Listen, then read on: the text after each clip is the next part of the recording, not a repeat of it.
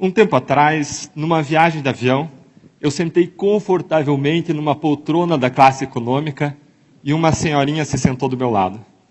Ela se virou para mim, toda simpática, e perguntou: "Você não é o menino da Lava Jato?" Muitas pessoas nos param na rua para dizer: "Não desistam, vocês nos representam, perseverem." E essa senhorinha simpática virou sorrindo para mim e disse: "Ah, meu filho, isso aí não vai dar certo." Ela me fez lembrar daquela hiena Hard dos desenhos animados. Você lembra? O que mesmo que ela falava? Ó céus, vida, ó azar, isso não vai dar certo. Você conhece alguém assim, que perdeu as esperanças?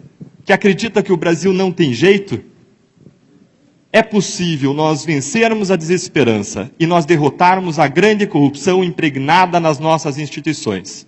Mas isso depende de nós. Nós podemos reduzir o sofrimento humano causado pela corrupção, mortes em estradas ruins, desigualdade de oportunidades, falta de segurança pública, escolas péssimas, doenças causadas por falta de água tratada e de esgoto, aflição em filas de hospitais e tantos outros problemas. Lutar contra a corrupção é uma questão de justiça social, de compaixão e de realização de direitos humanos. Por isso, hoje nós vamos falar sobre sonhar, perseverar e ousar na luta contra a corrupção no Brasil. Bom, eu vou começar pelo sonho. Quando eu saía da faculdade, há 15 anos atrás, eu tinha um sonho de um Brasil melhor. Mas mais do que isso, eu queria contribuir para ele. O caminho que eu encontrei para isso foi a carreira de procurador da República. Meu objetivo era, nos casos criminais, alcançar a justiça e, com isso, ajudar a evitar a roubalheira e recuperar o dinheiro desviado. Em 2004, eu tive o meu primeiro grande caso de corrupção. Identificamos mais de 70 funcionários fantasmas na Assembleia Legislativa do Estado do Paraná. O dinheiro dos salários era desviado pelo esquema. Passados mais de 13 anos, adivinhem o que aconteceu? Nenhuma pessoa foi punida e nenhum centavo foi recuperado. Um ano depois, em 2005, eu passei a trabalhar no caso Banestado. Acusamos mais de 680 pessoas por crimes graves. Sabem quantas foram presas? Pouco mais de 10, menos de 2%. Em seguida, num novo caso, réus foram condenados, inclusive por corrupção, a penas que superaram 40 anos de prisão. Agora tudo seria diferente.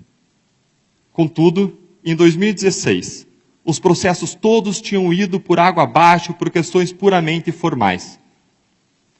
A minha história é parecida com a do Brasil num ponto. É uma história de fracassos na luta contra a corrupção. Um estudo mostra que 97 a cada 100 casos de corrupção comprovada acabam em plena impunidade. As engrenagens do sistema de justiça criminal estão concatenadas, ajustadas para não funcionar contra os poderosos. Foi nesse contexto que no início de 2014 eu fui convidado para entrar na Lava Jato. Um caso até então desconhecido, que era apenas uma montanha de trabalho. Como vocês veem, eu tinha várias razões para dizer não. Afinal de contas, nada que eu tinha feito até então tinha adiantado alguma coisa. Na vida, todos nós teremos frustrações correndo atrás dos nossos sonhos. Muitas vezes você não decide o que acontece com você, mas você decide a sua atitude diante do que acontece com você. Diante dessas frustrações, eu poderia amargar e desistir. Mas eu decidi não desistir. Eu decidi perseverar e aceitei o convite. Isso me deu o privilégio de fazer parte de uma grande equipe de agentes públicos que decidiu ousar por meio de um novo modelo de investigação. Com o trabalho inovador dessa equipe, o apoio da sociedade e uma série de sortes, foi possível avançar contra a corrupção e revelar um imenso esquema criminoso. Como esse esquema funcionava? Grandes empresas se articularam para inflar contratos bilionários com a Petrobras. Elas pagavam propinas para aumentar os seus lucros. Do outro lado, o interesse de agentes públicos casava com o desses empresários. Políticos e partidos escolhiam a dedo funcionários, altos executivos da Petrobras, justamente para que eles arrecadassem propinas. O suborno fluía para campanhas eleitorais e para o bolso dos envolvidos. Os recursos iam dos empresários até os agentes públicos por meio de lavadores de dinheiro profissionais, que faziam o dinheiro sujo parecer limpo. As investigações comprovaram o pagamento de mais de 6 bilhões de reais em propinas e os prejuízos da Petrobras são estimados em até 42 bilhões. Como resultado, apenas em Curitiba, 282 pessoas foram acusadas por crimes como corrupção, lavagem de dinheiro e organização criminosa. 107 já foram condenadas, apenas que somam mais de 1.600 anos de prisão. Muitas dessas pessoas eram e são poderosas. Dentre eles, 6 ex-parlamentares, um ex-presidente da Câmara dos Deputados. Em Brasília, apenas a colaboração do Odebrecht implicou quase 1/3 dos senadores e ministros e quase metade dos governadores.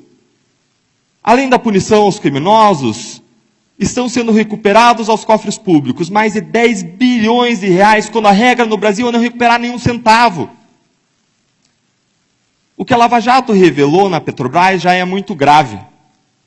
Mas as provas trouxeram à tona um monstro ainda mais assustador. Esquemas semelhantes estavam espalhados em vários órgãos federais, estaduais e municipais. Descobriu-se que políticos e partidos desonestos escolhem para cargos de direção de órgãos públicos pessoas incumbidas de arrecadar propinas. O dinheiro enriquece os criminosos e financia caras campanhas eleitorais garantindo a reeleição. Ou seja, a corrupção alavanca a permanência dos corruptos no poder, o que gera mais corrupção, o que gera mais permanência dos corruptos no poder, formando-se um círculo vicioso que deturpa a democracia e torna a sociedade brasileira prisioneira da corrupção. O esquema da Petrobras, portanto, é apenas a ponta de um gigantesco iceberg. Estima-se que a corrupção desvia no Brasil 200 bilhões de reais por ano. Bilhões! Isso me traz a um ponto fulcral. Não importa se você é de esquerda, de direita, de centro, de cima, de baixo, de lado, você tem algo importante para fazer com 200 bilhões. Você poderia, por exemplo, triplicar o orçamento federal em saúde ou em educação, ou multiplicar por 5 tudo que se investe em segurança pública no nosso país. Se você quer um país melhor, não há como alcançá-lo sem nós enfrentarmos esse problema. E pela primeira vez as coisas começaram a dar certo. Agora, o que a Lava Jato faz é um diagnóstico. Mas não basta diagnóstico, nós precisamos de tratamento. A corrupção sistêmica pode ser comparada ao apodrecimento de maçãs em um barril. O problema não é resolvido simplesmente retirando as maçãs podres. É preciso mudar as condições de luz, temperatura e umidade que fazem as maçãs apodrecerem. Muitas pessoas acreditam que a Lava Jato vai transformar o Brasil, mas é preciso ir além da Lava Jato. Isso nos leva ao final do ano de 2014, quando, para atacar causas centrais da corrupção, foram desenvolvidas propostas legislativas que ficaram conhecidas como 10 medidas contra a corrupção. Elas foram uma iniciativa inédita e ousada do Ministério Público em conjunto com a sociedade civil. O seu objetivo era prevenir a corrupção, reduzir a impunidade e recuperar o dinheiro desviado. Elas alcançaram o apoio de mais de 2 milhões de brasileiros que, por meio das suas assinaturas, as tornaram um projeto de lei de iniciativa popular. Em 2016, enquanto o Brasil chorava a tragédia que vitimou o time de futebol da Chapecoense, a tragédia de avião, na calada da madrugada, a Câmara dos Deputados destruiu as propostas. No lugar das medidas anticorrupção, foi aprovado um projeto que objetivava amarrar as investigações. Novamente, nós podemos amargar e desistir. Lembre que muitas vezes na vida você não decide o que acontece com você, mas é você quem decide qual é a sua atitude diante do que acontece com você.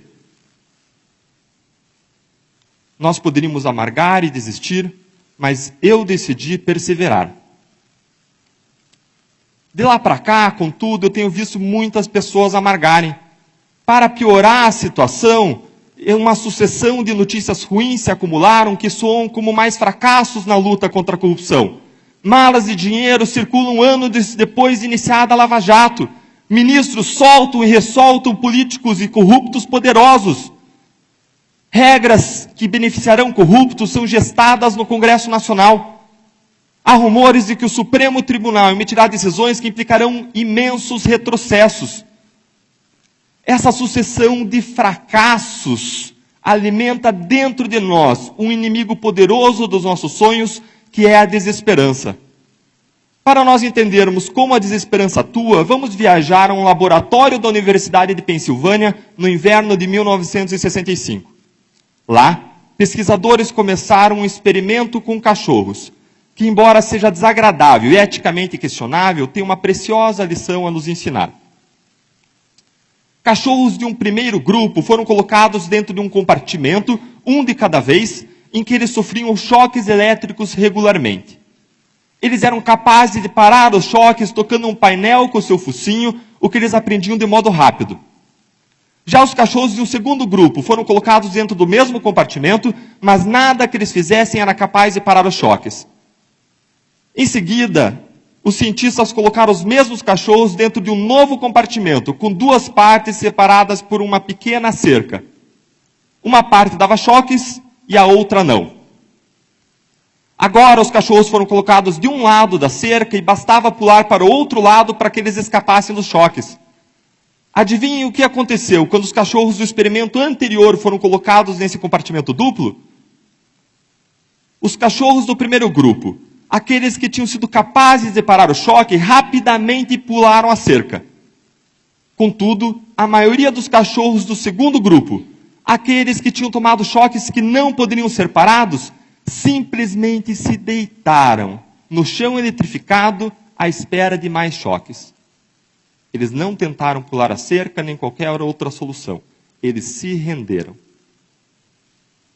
O psicólogo Martin Seligman era um dos pesquisadores responsáveis pela experiência.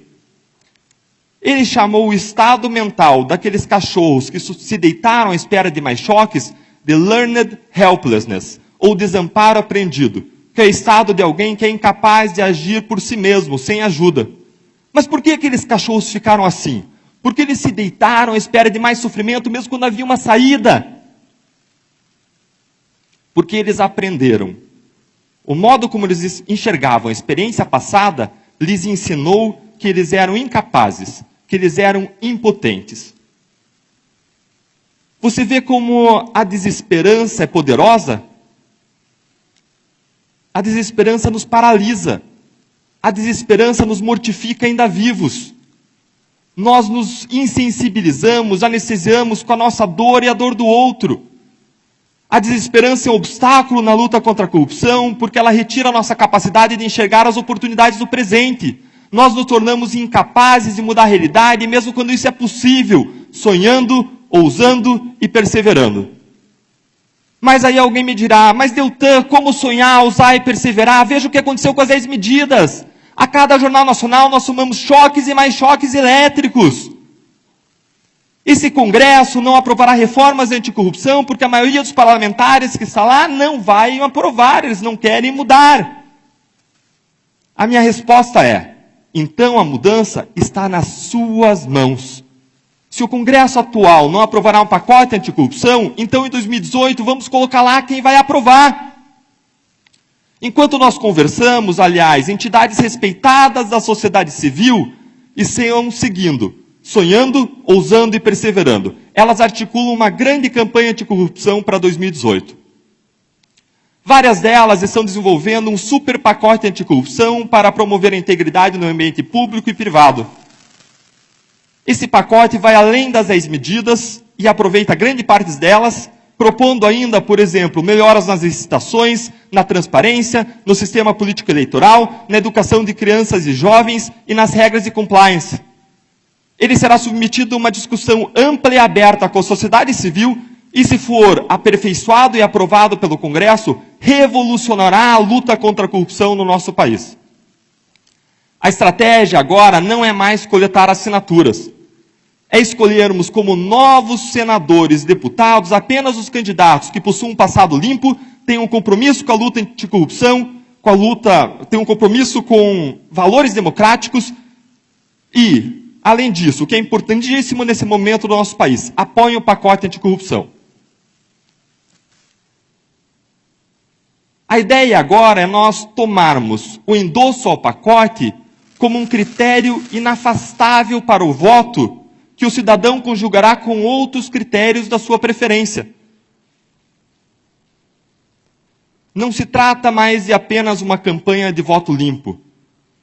Agora nós selecionaremos candidatos que nos levarão a um conjunto de leis que incentivarão a integridade, as quais com o tempo nos levarão a candidatos mais íntegros, o que tende a nos levar a novas leis que incentivam a integridade, inaugurando um novo círculo, agora um círculo virtuoso para o futuro.